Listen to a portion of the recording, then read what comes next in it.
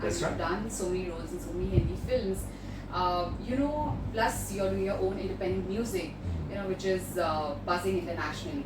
So, Alex, I would like to know your journey right from where you began, with your acting career and your music career. Like, how did it all evolve? It's been a long journey. It's been an adventure, and I'm so grateful to India to have facilitated this journey.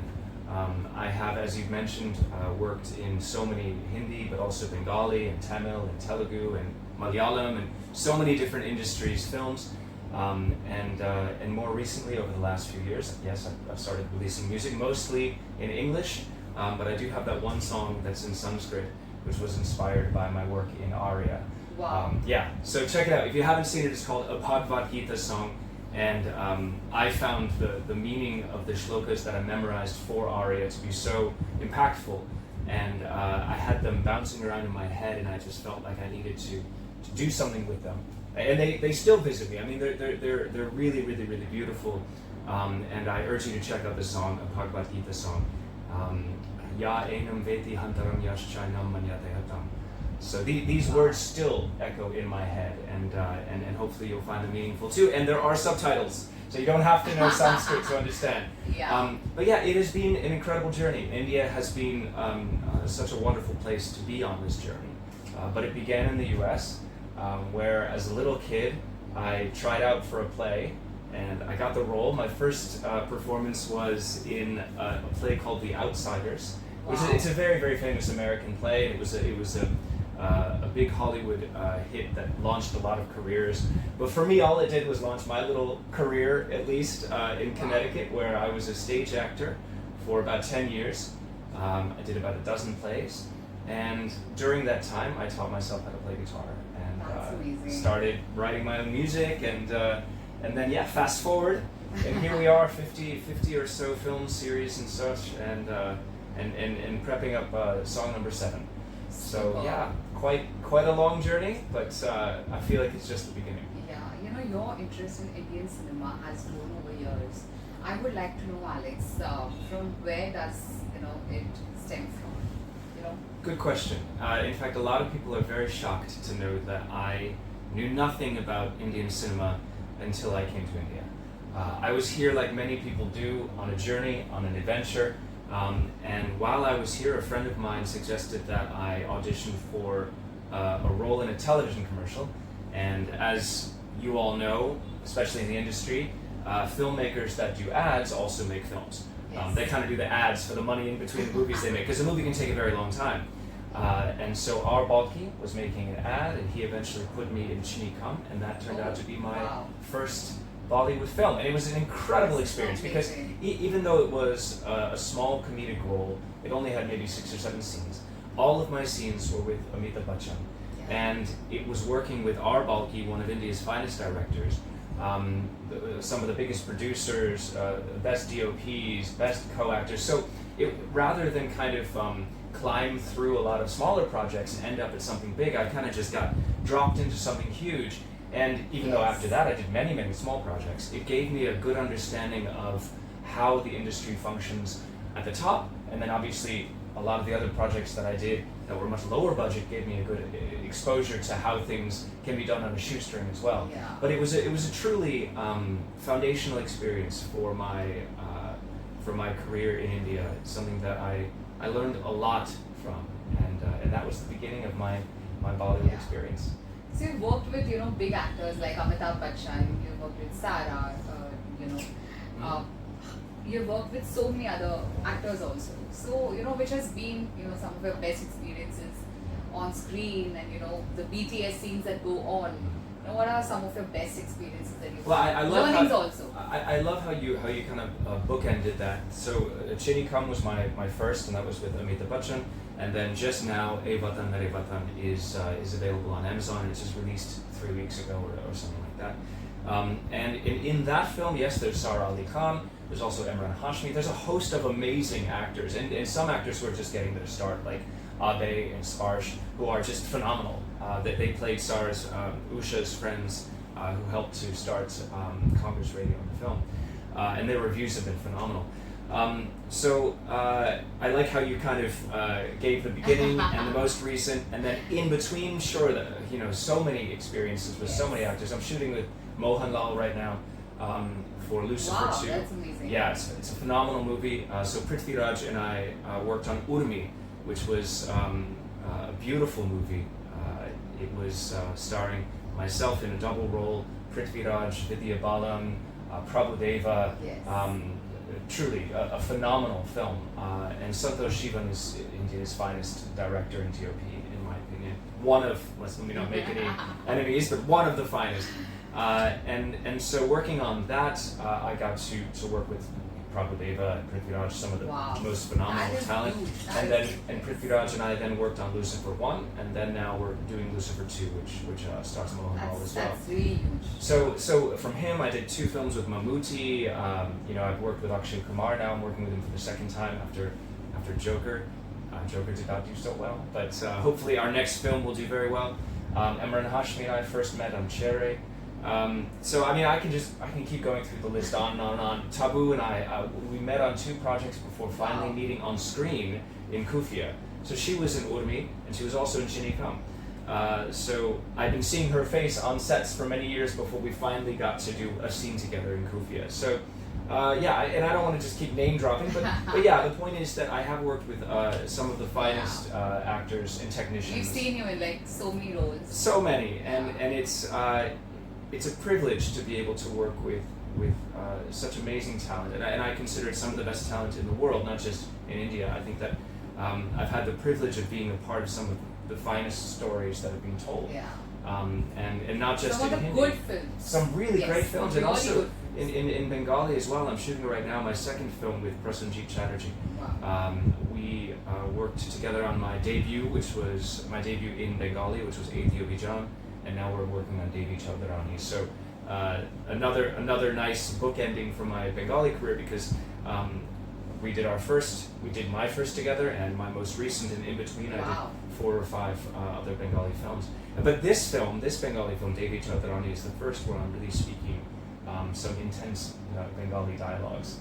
And so in a sense that has kind of been my journey in a way. I've been trying to say yes to more roles that challenge me linguistically, even though linguistics is not my finest suit.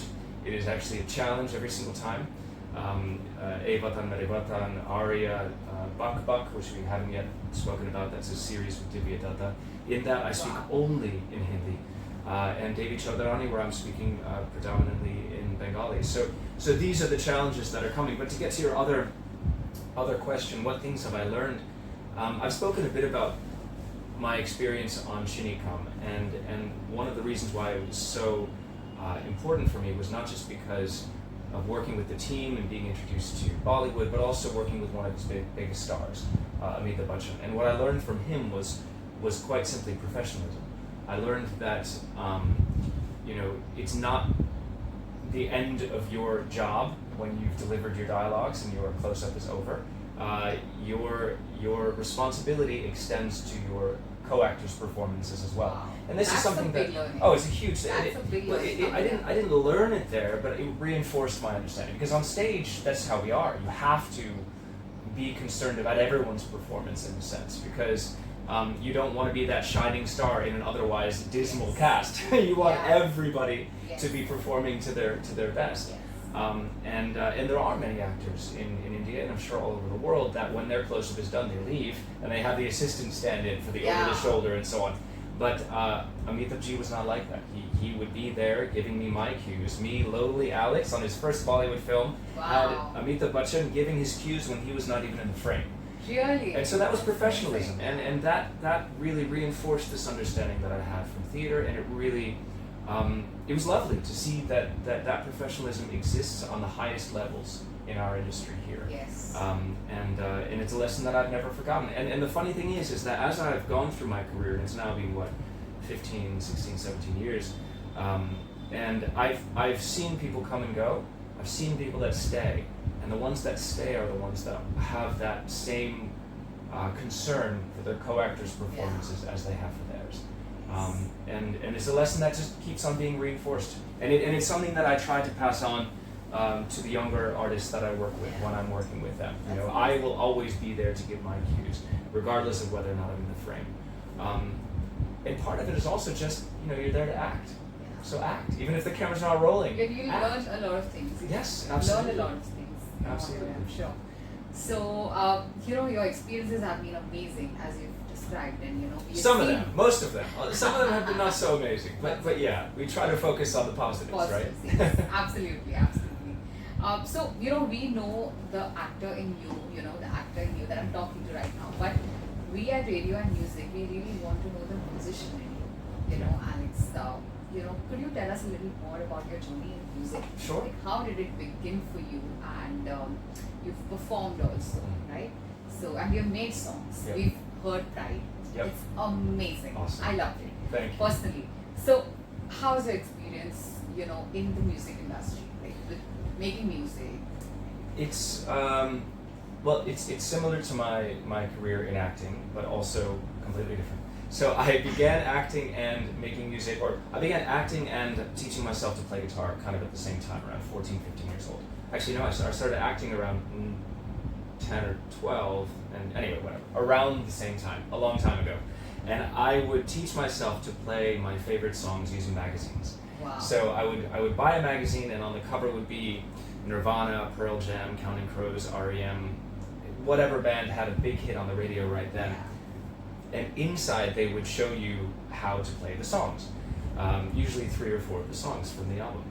And that's how I first picked up guitar. And I was never very good. I'm still not a very good guitarist. I am also not a very good singer, but I think that That's somehow, being really modest of you now. but I think somehow I'm able to come up with melodies that people remember, and at least that make me happy. Yeah.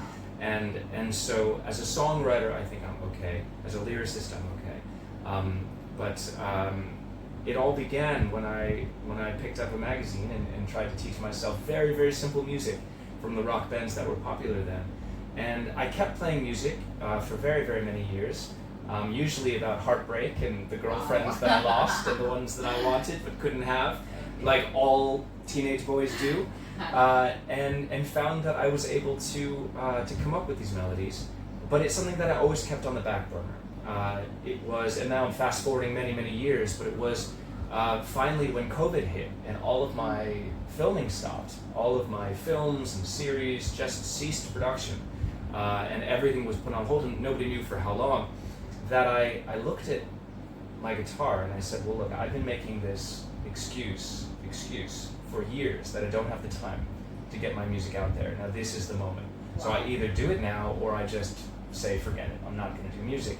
And I spent the first few weeks of the lockdown just trying to get my first song still on my mind to the level that I wanted it to be. Now I had already prepared so much because, you know, with this excuse I don't have the time, I've always had the love of music and I always wanted to get it out there, but more than not having time, I was scared. And it took me a long time to recognize that I was scared of opening myself up that way. See, as an actor, I'm delivering someone else's dialogue. Yes. I'm a part in someone else's story. Right. I am at the mercy of the director. I'm at the mercy of the story. As we've discussed, I'm trying to get the best out of my co-actors. I'm doing a lot of things, but I'm not necessarily opening my own emotions up to ridicule, to indifference, Your to inner self, you know, it has to come out. I'm not putting my inner self out as much as an actor as I am as a musician. Exactly, inner self is the right word, or the right term. But as a musician, you're opening up your diary for the world. And it took me a while to realize that was the reason I wasn't putting my music out. It was that fear of ridicule, but also indifference. To pour your soul into a piece of music and have people think, meh, okay. That's probably even worse than people being like, oh, I hate it. Yeah. So I think with all art, you're trying to elicit a response and you're trying to connect with an audience. And so you need to be authentic in your performances as an actor as well, but in music especially. Music, yes. And so that's why I had put it off for so long. And then during the pandemic, when I sat down and I focused on it, I finally got Still on My Mind out, and we had already shot the video, so I just had to put the finishing touches on that, and that features Shama Sikandar in the most beautiful she has ever Wow. built. So do check it out. It's my first. And I in fact, will check this out. in fact, people are now just discovering some of my music from years ago because I'm talking more about it, Yeah. and because of the success of Pride and These Four Walls, which are doing extremely well on the radio in South Africa. They play every single day, which is phenomenal. There's nothing like the feeling of being in a taxi and hearing your song come on the radio. It's just like, it's indescribable. See, when I walk into a movie theater to see one of my films, I know what I'm going to see. I'm going to see myself and my co-actors on screen. But when you least expect it, and your song just comes up, Yeah. and you look at the taxi driver and you look at the radio and you think, this guy doesn't know that this is me. This is just such a beautiful moment. And so I love that feeling. I love being a musician, and I love the fact that as people are discovering my new songs, they're going back and being introduced to my earlier ones. Yeah. My first three I released in India, and is getting back to the journey. I released those three songs in India, first during the pandemic, which was still in my mind. Then after Arya, inspired by my work in Arya, I released a Bhagavad Gita song. And then the third song that I released is 20 Days. And now after 20 days, I took a break and I said, what's going on? My music is not made for film. It's a fact. It's English music. Maybe film now, but film then was not interested in English music. I write from my own experience. So if you give me a scene, I can't write a song to that scene. So these are two things that really have not been helpful in getting my music into films. And so therefore, even though on Hungama and Ghana and Savan and all of the streaming platforms in India, my music did really well, and it continues to do very well, I realized that I needed to reach out to a market where it could get on the radio. Yeah. And so South Africa made sense. I already had some strong connections there, and I already am in love with South Africa. It's my second home, my third home. I live in Mumbai, Amsterdam, and Cape Town.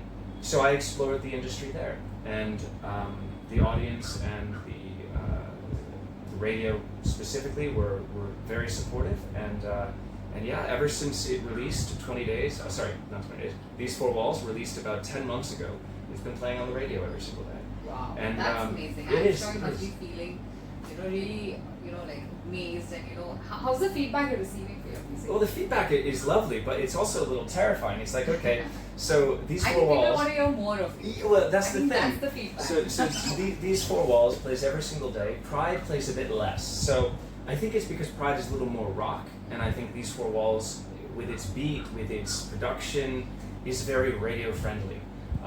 But hey, that's fine. Yeah. I'm more than happy for my songs to do at varying levels of interest for various markets. In Germany, Pride does very, very well. I don't know why. But thanks to Spotify and Amazon and Tidal and Deezer and all of these different platforms, we're able to reach audiences where they are, rather than, And then, just putting your music to the right audience, I think that really helps. And your music is really working well in Africa, working well, abroad. That's amazing. That's amazing. But it's also doing so well here too. And this is one of the things that I think people don't recognize so much. And I think this is something that slowly folks like RadioandMusic, Radio 1, Rolling Stone, they're starting to catch on to the fact that, and maybe it's also a discovery in a similar way that I've made, that based on streaming numbers, people don't want to only hear film music. Yes. They actually want to hear independent music. Independent music. That is what is buzzing now. Exactly. We are doing so many festivals, music festivals, where we are having so many independent musicians coming to perform. Yeah. So I think that is one of the biggest things. Like, I know artists who have grown just with the independent music. And if you hear to Pratik Kuhad also, he sings English music too. Yep. So, his songs with English and Hindi, both, he fuses, there's a nice fusion that he creates, but apart from his Hindi, he also sings English songs. Yeah. So that is also create a fan base. Yes. People want it. My numbers on Hungama and Geosavan and Ghana are exceptional. In fact, they're better than my numbers are in the US on Spotify and so on. So my numbers on Spotify and such are quite good in Europe and good in South Africa. My Spotify is not as strong in India, but there's so many great Indian domestic platforms. Yes. We don't have any domestic platform in South Africa. Everyone relies on Spotify. Yes. But here, you've got a host of different ones, which you is get a good lovely. platform to showcase your talent. Exactly. And as you said, you can reach out to your audience. Yes. You can put it in front of them, and if they want to hear it, great. Yeah. And people are extremely interested, as you said, Yes. in independent There are so music. many festivals, Hornbill Music Festival in Mhm. Northeast. All these music festivals, they have so many homegrown talents, coming up and perform. Like people have never heard them before, but when they start listening to them, that's how that artist creates the fan base. Because the infrastructure isn't there. It's not there yet. And I love that you're talking about the music festivals and all the different independent music initiatives that are happening. Because the infrastructure is only set up for film music. Yeah. And it's sad. And it has to It's change. true. It's going to change. I think that even the music labels are realizing, even the radio stations are realizing Yeah. that people don't just want to hear the same song from the film that's in the movie theaters right now. They want to hear new, fresh stuff. And as you said, homegrown. I consider myself homegrown. I live here in India, so Yes. we'll call me. Absolutely. Our audience wants you to unleash unleash your potential towards music more now. And to make sure that it's available here. Yeah, And look, every time I have a release, no matter where I am in the world, oftentimes now I'm in South Africa when my song's released because that's where I tend to do the most radio interviews. I'll go on the air, I'll play guitar for the audience live, into the radios wherever they may be. And that's a great feeling, and I would love to do that here. But there is no opportunity to do that here. So I'm just waiting for the infrastructure to catch up to people's interest. And yet at the same time, whenever it releases, the minute it releases, I make sure that I go on the Hangama and the Geosaba and Ghana to make sure it's there, to make sure it's available for people to access it. Because I don't want anyone who has been kind enough to join me on this journey as an actor to miss out on the music that I'm making, because it's another way that I want to connect to people, and it's, as we've discussed, it's a much more personal way to connect with people, and I want that to be available for my friends here in India, just like around the world. Yeah. So how are you going to focus on music? Like, are you going to focus on a new genre that you're planning to work on, or what kind of songs are you planning to make? Good question. So these four walls, as we've discussed, is very punchy, it's very upbeat, it's very radio friendly. Pride is much more rock. You hear in that song a little homage paid to Nirvana, to the Doors. Nirvana with the guitar, the Doors with the rock organ. Exactly. And then each of these songs, each of them, and we can go back to the earlier ones as well, I've tried to allow them to find their own genre. I don't want to be someone who says, okay, I'm a rock musician, everything has to be rock. I'm a pop musician, everything has to be pop. It doesn't. I really want each song to find its genre. And so the studio that I'm working with in Cape Town, called Kosher Studios, David Pierce is the producer that I work with, and Colin Scher, who's a very well-known DJ in South Africa. They're helping me to identify the right genre for each one of my songs. Just like as an actor, I don't want to be doing the same role over and over again. And I have a lot of respect for those artists that find their genre and they stick with it. Cool. But I want to experiment. I want to do different stuff. Just like as an actor, I always want to be doing different things. You'll find your thing then. You'll be like, okay, this is working for me. Moreover, this is what I really, gravitate towards, and you will start making that work. For each individual song, it's going to have its own life. And so that's what I do. I don't release an album, I release only singles. Each single, one at a time. If I was to try to do an album, you wouldn't hear from me for like 5 years. I would disappear, I'd come back, I'd have the album done, but then I wouldn't be happy with it because the first song I'd want to re-record, the last song would be perfect, but yeah, it would be You're a a mess. perfectionist. Perfectionist, and so I can only focus on one at a time. And so that's why each song I try to give a couple of months to, which means that I'm aiming to release a song every 3 months or so.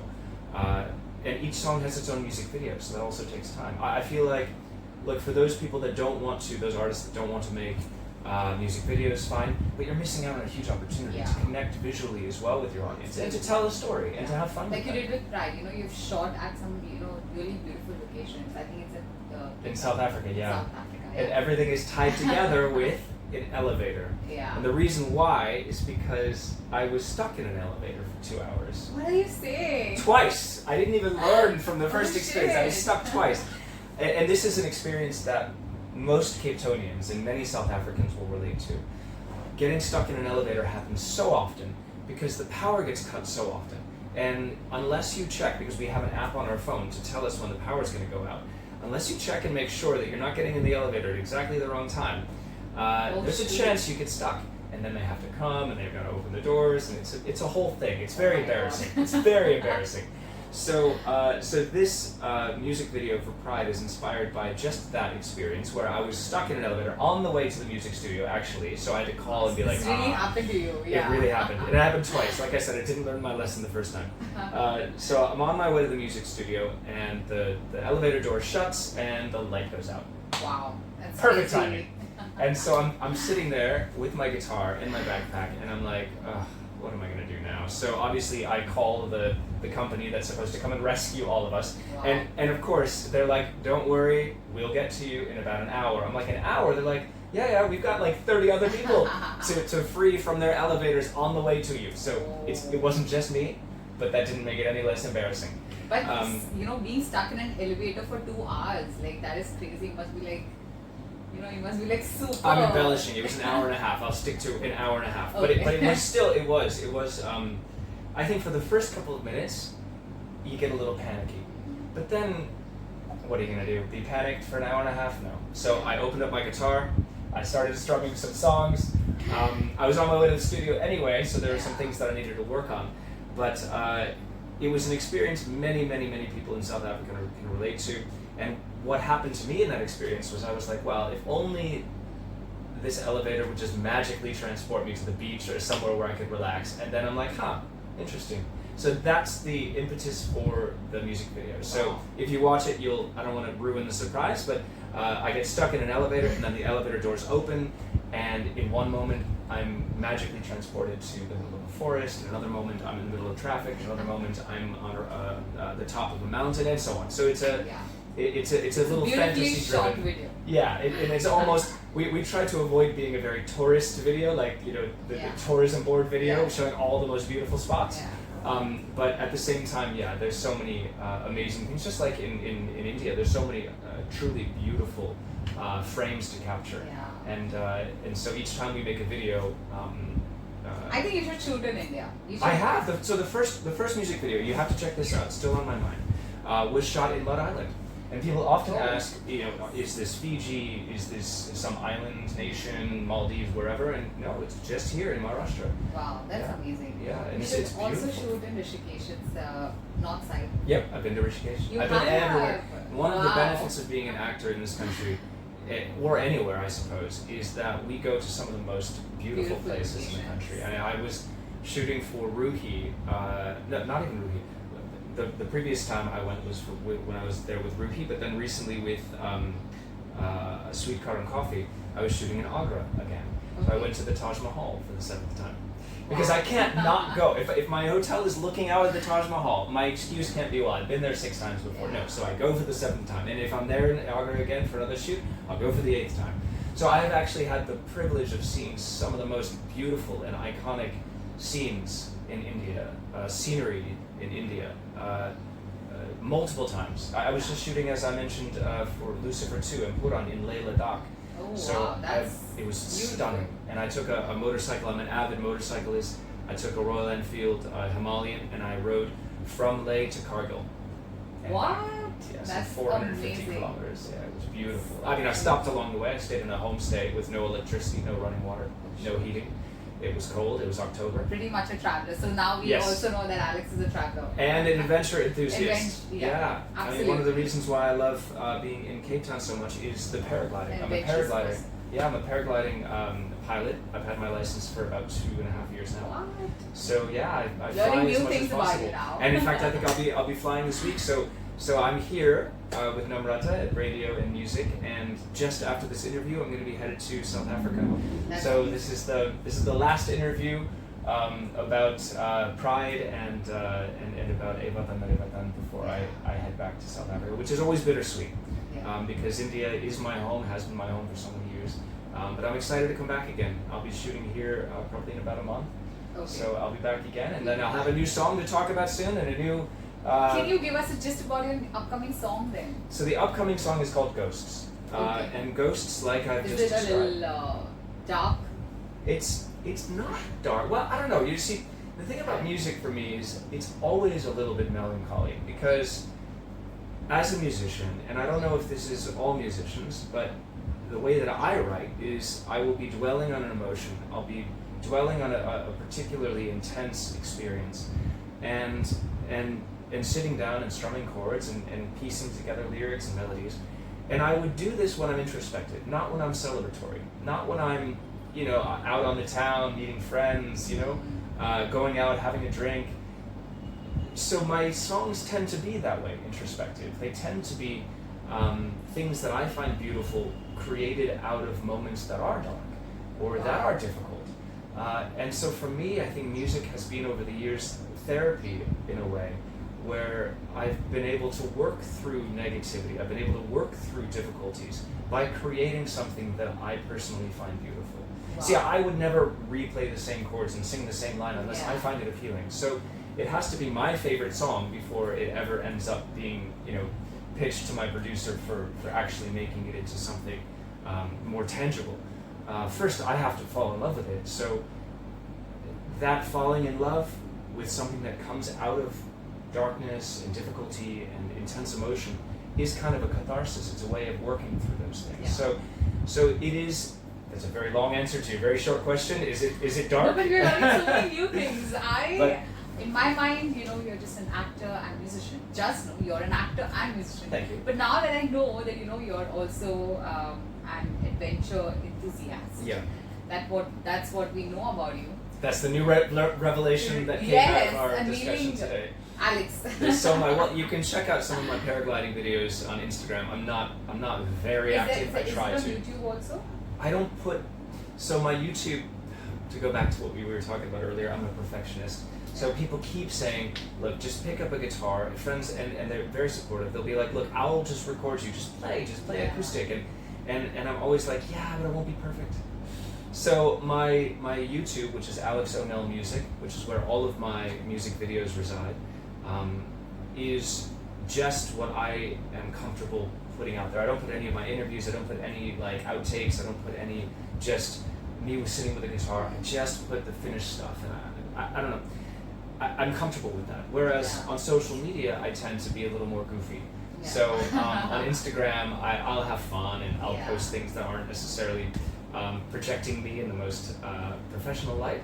But YouTube, RadioandMusic, please do check it out. That's where Please all my do music share and resides. subscribe to it. And yes, please do subscribe. And I reply to every single comment, every single That's one. amazing. It's a little bit different from the way that I interact with folks based on my acting career, because once again, I think that as an actor, I'm part of an ensemble, whereas as a musician, I'm an individual, Yeah, and you're it's the really curator of your own music and it's just me. Yes. So if people take the time to leave a comment on YouTube, then I take the time to reply personally. I'm a little behind. I think I'm about 2 months behind now. But I have a very long flight coming up. we are excited to hear it go. So it's Yes. like an EP. Oh no! I mean, I'm a little behind on replying to the comments. Oh, So okay. if you have left a comment and you haven't gotten a reply yet, you should have it within the next few days, because I have a long flight tonight, and what I do is It's going to connect with all of you. soon. yes, I download all the comments and I write all the replies, and then I post them when I arrive at my But that's destination. really nice. I try to That's use the time on the flight. Wow. Yeah, That and- you and actually reply to all of them. every That's single one. Really nice. That's Every really single nice. one. I mean, I figure people are putting in the effort to not only listen to the song, to watch the music video, to first of all find me. And I find a lot of people find me through my acting work. So they'll leave a comment like, hey, I saw you in XYZ Kufia, or I saw you in Evatan, and now I'm discovering your music, and that feels so good. Yeah. It really, really does. I Yeah, came to know I came to know about you through your music. awesome. Yeah. And now you're discovering the movies. Yes. So it goes both ways. That's brilliant. That's really Yes, brilliant. yes. I agree to it. And I think a lot of people want to know the real you through your music. That is something. When I saw, they know you as an actor. Yeah. As a musician, they want to know a lot about you, about your style and everything. So, Can you play some of your guitar to us? Yes, of course. I'm going to do that. A few lines from Pride. Absolutely. Or from any other music that you wish to. That's okay. Yeah, I'll play some of Pride. That'll be nice, since that's the latest. All right.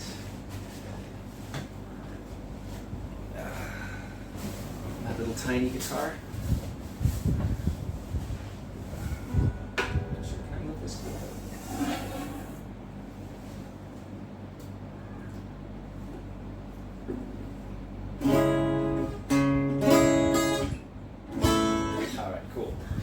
So, for those of you that, do you want to move the camera back slightly? Yeah. Just a tiny bit, because I'm going to sit on the edge here so that I can... There we go, perfect. Okay. All right. But now you're out of the frame. Okay, good. Okay, cool. So this is my most recent song that released just, I think, 3 months ago or so. Okay. It's called Pride, and you can check out the full version on... every streaming platform, Yes. Hangama, JioSaavn, Agana, Spotify, Amazon Music, all of them, and the music video that we just talked about with the magic elevator, Yes. that's on YouTube, RadioandMusic. All right, here we go. Woohoo. 24 hours I've been lying awake since I woke up to the message that you're walking away. And though there are a million things that I could say to make you stay, I'll sit here in the pain of what you did yesterday. 'Cause it's been 7,000 miles and 20,000 trials I've tried for you, and now is the time for my pride. Now is the time to remember the worst, and not yet the time for regret. Now is the time to forget that you always be in me. Woohoo! That's amazing! Thank you so Thank you, much. thank you, And my that pleasure. was beautiful. That Thank was you. beautiful. That's the short version, and I'll play just the short version of these 4 walls as well. Yeah. Wow. So this is my previous release, and once again, the full version is on RadioandMusic and all streaming platforms. There's also an acoustic version that I released after the main version, Oh. and that one features phenomenal guitar playing by Debarpita Saha, who's a dear friend of mine, who helped me to produce the acoustic version. So here we go. Well, I'm getting used to just waiting by the phone for you and looking up your photographs online. And I'm getting used to this waking up alone, and I'll be searching for my phone to find you. But these 4 walls, they're always on your side. These 4 walls, they watch, they laugh, they judge, and they lie. These 4 walls are inside. 'Cause these 4 walls are in mine. 'Cause these 4 walls are in mine. 'Cause these 4 walls are in mine. Woohoo! Amazing, Thank you. amazing. Thank you. We need to see more of you, Alex. So, about another film, another series, and another song. Absolutely, Very absolutely, soon. absolutely. We are excited to have you, and speak to you about your upcoming projects. Awesome. Yes, signing off, and thank you so much. One last message to all your fans. Thank you, Namrata. Thank you, RadioandMusic, and thank you all for welcoming me onto your screens and into your ears. It is truly my privilege to be living this adventure and to be living it here in India. So thank you so much. All of my love. Thank you guys. Thank you so much for joining us.